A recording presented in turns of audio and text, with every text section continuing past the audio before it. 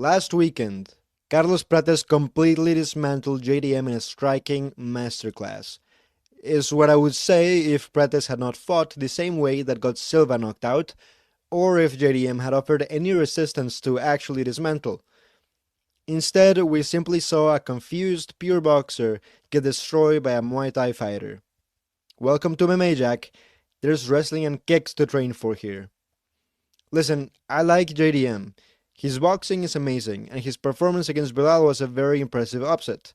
What I can't wrap my mind around is how a pure boxer with seemingly no ability to handle the mixing of the arts became champion.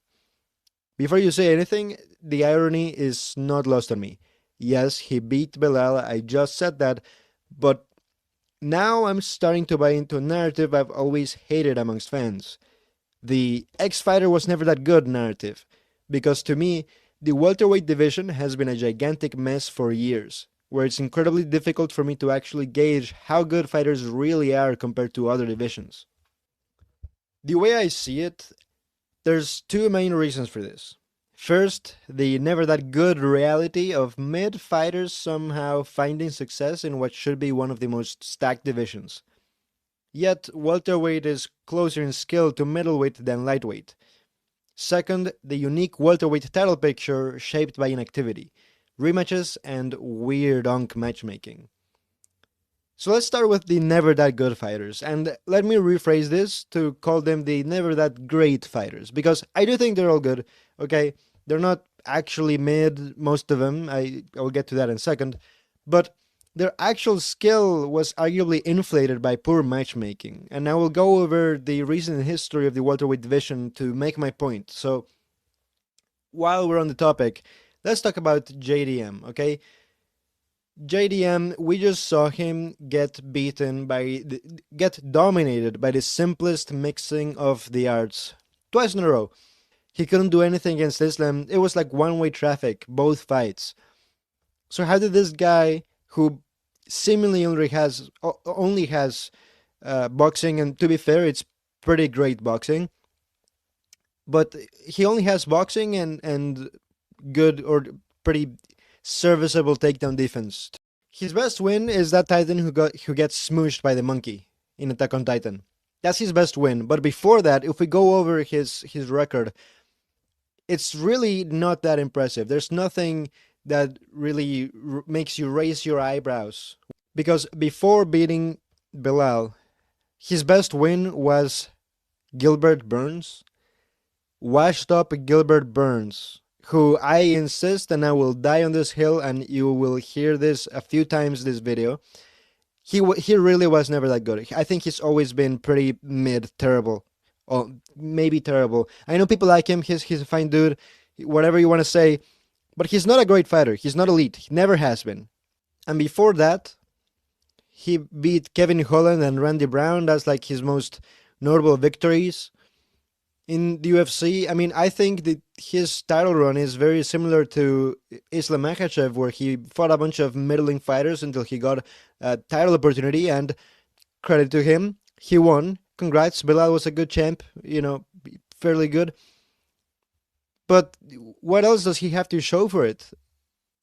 We just saw all the holes in his game exposed after winning the title, because he basically skipped any sort of resistance, and I'm not saying on purpose, but he didn't have to face any real elite opposition before the title. And now he's been dominated twice, and I don't know how he comes back from this. His coaches had to tell him, don't cry in the middle, like in the stool, don't cry in the middle of the octagon. So I think, well, JDM, it's fairly obvious, but okay, I'm talking about the entire division, right? So while we're on the subject, let's talk about Bilal.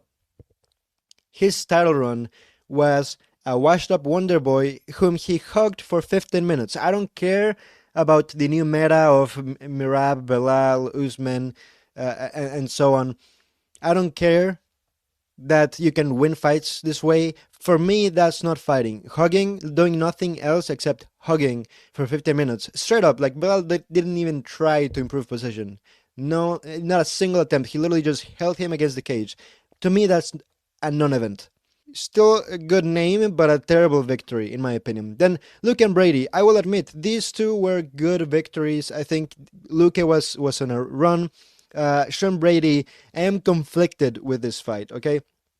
Because I am not sure if Belal winning by TKO against Sean Brady says more about Belal being good or Sean Brady having dogshit striking. And Belal has improved his striking. I know. Belal is one of the good fighters, but perhaps not elite. He's truly not elite anywhere except his fight IQ and he has cardio. I know I sound like a hater. Maybe I am. But objectively, just he's not the best at holding people down or at taking people down. It's definitely not at striking. Like, he's not the best anywhere. Similar to Bilal, but he knows how to put it together. And he beat people thanks to his fight IQ and his team and maybe steroids, who knows. But then he beat a Dilbert Burns, and now I know people try to discredit this victory, saying that Gilbert was injured and blah blah blah. To me, that's completely irrelevant. Belal was also injured. To me, this victory is meaningless because Burns simply sucks. Okay, injury or not. Okay. And then we have Leon Edwards, who, listen, this is one of the most. Here's the thing about Leon Edwards, you guys. He is one of the most talented fighters the UFC has seen. He has all the skill set. He's very well rounded, and he has arguably elite striking. But oh my goodness, he does not have the dog in him.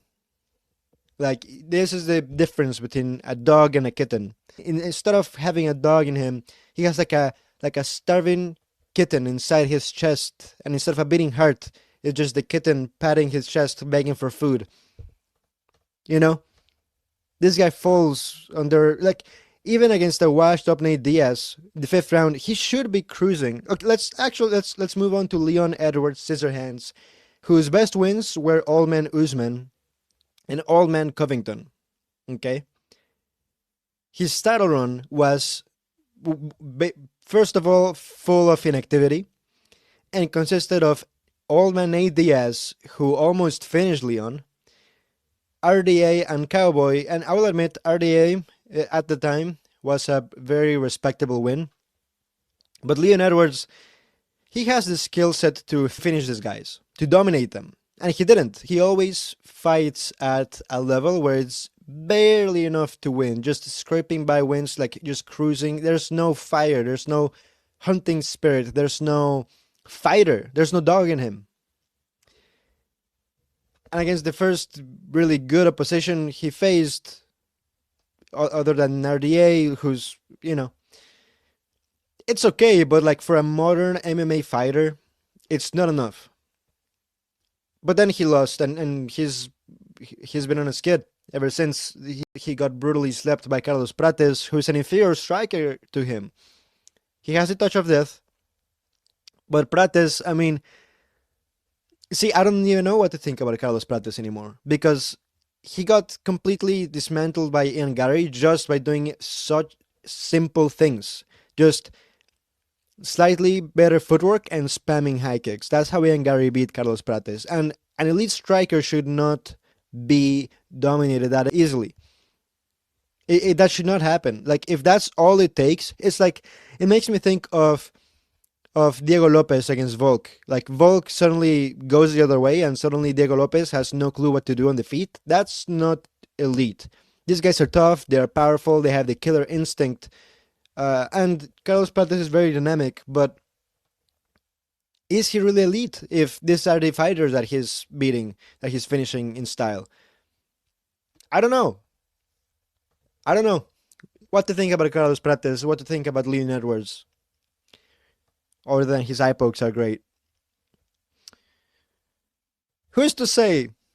Old Man Usman, those were his best wins, but funnily enough, like, I picked Leon Edwards to beat him twice. I am convinced now, like, in hindsight, I'm convinced the first fight was a fluke because he has no heart. It was like, oh wow, I accidentally won with this random ass kick I threw.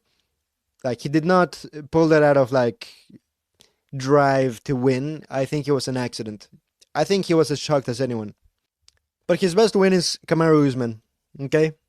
And let's talk about Kamaru Usman because ever since he started being compared to GSP, and so many fans were ranking him above GSP in all-time greatness, I I have always maintained that he is one of the most overrated fighters, not because he's bad. He's good. He has a championship mindset. He has good fight IQ. He has a great team. He has a fairly well-rounded skill set. But he faced mid opposition, and the first fighter who dared kick at his famously weak legs and knees beat him. And then people forget, man. This guy used to be boring as fuck. I mean, his career before the title shot, before the title, consisted of hugging people against the fence and stomping on their feet. That's how this guy used to fight. He got the belt from Woodley, if I remember correctly, and then his title reign consisted of Masvidal twice. I mean, Jorge Journey Masvidal, Covington twice. We'll get to Covington in a second. Burns, I've already said, Burns has never been good. Never even good. He folded to a jab, okay? What more do you want me to say about this? Like, such simple things should not be able to beat high-level fighters, top-ranked fighters in the sport. And then he folded to Leon, and now people are pointing to Hamzat to say, oh, he was actually pretty great. He was underrated. The Unk, he still got it. I think people give him too much credit for surviving a 10-8 round and barely winning one round out of three against a gassed-out opponent who alleges that he was injured. Listen, mad props on him for surviving, but surviving doesn't make you great. I mean, JDM survived against Islam. That's it. Usman, again, great champion, great championship mindset, decent fight IQ, but in skill set, like kicking at range kind of defeats his entire game. If you have physicality, if you have decent striking, decent takedown defense, you don't have to be anything special. Like Leon cruising, like he always does, was enough to beat him easily the second fight. And not to mention all the cheating he did. I just thought about Leon Edwards cheating so many times against Usman, but I remember being happy to see it because Usman cheated his entire career, other than being the CEO of EPO. But again, I think he's a good fighter. I really do. I think he was always good, but always overrated. Partly because he faced extremely mid opposition. And his title reign ended when he fought a talented guy in Leon Edwards who could actually mix it up a little bit on the feet. But then, let's finally, I've been postponing this long enough. Dilbert, Burns, listen, this guy does not have good striking. He only has power and some Brazilian Jiu-Jitsu ability that he barely uses, except with against Neil Magny. But for the longest time, he hasn't done anything. He has mid wrestling. He's just mid everywhere. I'm sorry. He's chinny as well. He doesn't know how to mix it up, really. He doesn't know how to push the pace. He has like an overhand. He's like a wrestler with an overhand, except he doesn't have a wrestling background. And he falls to jabs. Both Usman and Hamzat beat him basically with jabs. And people say, oh, he had such a close fight against Hamzat, but like Hamzat is not a striker either. Like, I mean, Usman and Covington, Hamzat and Burns, like these are not strikers. And Hamzat still beat him. Like, the reason he had a close fight is because Hamzat abandoned the game plan of literally sticking behind the jab, which worked the entire fight for as long as he followed the game plan. A jab is more than enough to completely fold Gilbert Burns. He sucks. I'm sorry. Nice guy, whatever you want to say. He's never been good. This one, I'm dying on this hill. Now, let's continue my revisionism, if you will, with Corny Covington. Now, this guy, I think most people can admit now that he really was never all that great. He is mostly known for his fights against Usman, which were fun, they were entertaining, they were competitive. But who did he fight to get there? So before the first Usman fight, he greatly benefited from Dana White privilege.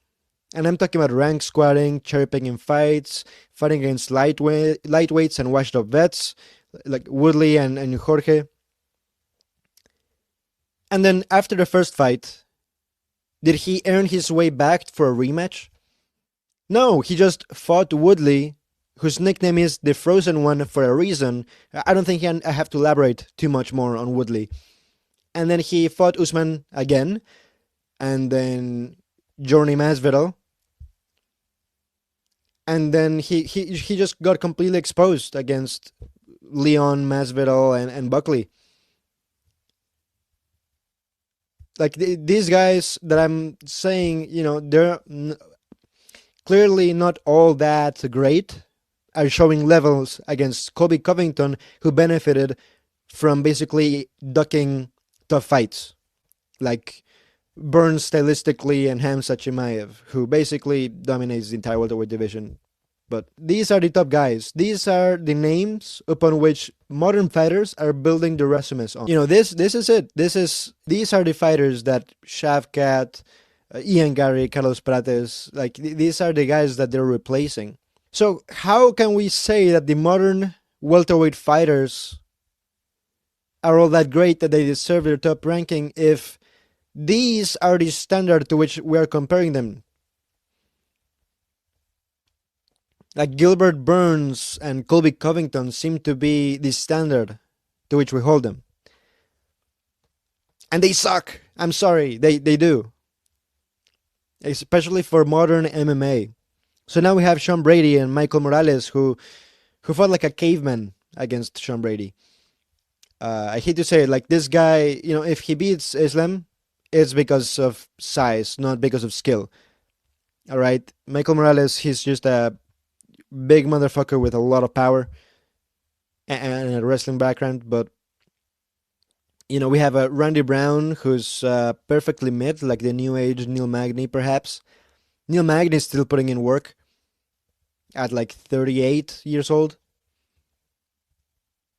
And then Shavkat is injured. Ian Gary is, he's doing great. He's improving a lot. But who's the competition that we're putting him against? Like who are all these great fighters from nowadays beating? Like, how can we tell if Carlos Prates has actually improved if Ian Gary is the only guy that dares throw a high kick at his face? Why did it get this way? And it's because, well, UFC matchmaking has been a grossly mismanaged mess for a long time. The title picture, ever since Robbie Lawler lost, I would say, is when the welterweight division kind of died for me. Woodley is Woodley. Usman, 2 rematches with Usman. 3, actually. So Usman and Masvidal, 1 and 2. Usman and Covington, 1 and 2. Leon and Usman, 1 and 2. And granted, Usman deserved the rematch, but just like any other rematch, it clogged up the division. Like, it just made everything else wait for the outcome of the rematches. And credit to Usman, he was active. Thank you, we miss you, whatever. And then we got Leon versus Colby, one of the most undeserved title shots of all time. No one needed to see that. But I mean, okay, fair enough. There was some bad blood, I suppose. Absurd matchmaking. And both Colby and Leon rank squatting and being inactive. Like, the UFC basically rewards inactivity a lot, especially in this division. For whatever reason, I don't know, maybe this division is cursed. I mean, one of the best fighters, Shavkat, is full of injuries. Hamza used to be like the main prospect at welterweight, and suddenly he can't make weight. Sadly, Buckley folded to old man Usman. Out of nowhere, Islam jumped the queue to fight JDM. That stagnates the entire division, and I think we've seen way too many years of stagnation in welterweight, and I think we're seeing the results. Like, I generally cannot tell I mean, obviously there's some fighters where you can objectively see the skill set is high, but that's the top of the welterweight division right now. And with Islam as champion, I don't know if anyone, like, there's no clear number one contender against Islam. Like, the mismanagement continues because, okay, we know that Islam basically fights once a year nowadays. Like, he gets barely any damage and he waits like what, 10 months, 8 to 10 months to fight again. He will almost certainly retire very soon. I probably foresee like 3 fights max from him. So each one of these fights will matter a lot. So who's next? Most likely, it seems that it will be Ian Gary. And then what? Morales or Prates? Probably only one of them. And where does Ilia Topuria fit into all this? Because that's the fight that a lot of fans want. Ilia Topuria definitely wants it. He is very determined to move up and chase Islam, challenge himself against a giant. But that's just gonna clog the entire division even more. Like, let's say Islam and Ian Gary fight, Ilia beats Justin Gaethje, and then Ilia moves up to fight Islam. So what do Morales, Prates, Shavkat, if he comes back all right, what do they do in the meantime? And then Islam will probably retire. Like, if he wins, he'll retire on top. And then we see just the same mess that lightweight saw. We'll see the same thing in welterweight. Another vacant belt to fight for. Maybe. Who's to say what will happen? Maybe Ian Gary finds an upset. Maybe Gaethje finds the upset. Maybe. But the welterweight division, I'm tired of this division, man. I don't think it's been like, I think people were starting to see prospects like Morales and Brady and Prates, and like, listen, they're exciting, but I feel like the skill level in the welterweight division is in a very weird spot right now. It has been for a little while, and I would expect that it'd be higher by now. So I'm just left wondering what the fuck is going on with the welterweight division, and how much longer will we have to wait until it actually gets moving again. This was Ape Index MMA. Like and subscribe. Thank you for watching. Peace out.